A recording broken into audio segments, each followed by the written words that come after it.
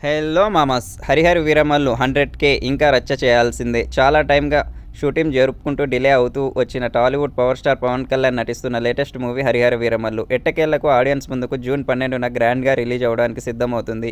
Cinema నుండి ఇప్పటివరకు వచ్చిన సాంగ్స్ పర్వాలేదనిపించేలా రెస్పాన్స్‌నైతే సొంతం చేసుకున్నాయి. కానీ గ్రౌండ్ లెవెల్‌లో ఆశించిన బజ్ ఇంకా జనరేట్ అవ్వాల్సి ఉంది.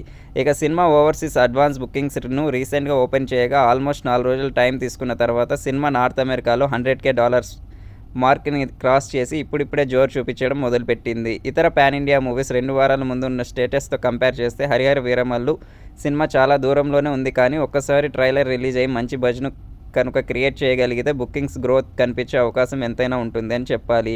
ఓవరాల్‌గా సినిమా చూసుకుంటే సినిమా అడ్వాన్స్ బుకింగ్స్ ఇంకా ఎక్కువ జోరు చూపిస్తాయి అనుకున్నా కూడా సినిమా మీద ప్రస్తుతం ఉన్న క్రేజ్‌కి అద్దం పట్టేలాగానే బుకింగ్స్ ఉన్నాయని చెప్పాలి. ఇక సినిమా ట్రైలర్‌ను జూన్ మొదటి వారంలో స్టార్టింగ్‌లోనే రిలీజ్ చేయబోతున్నట్లు సమాచారం.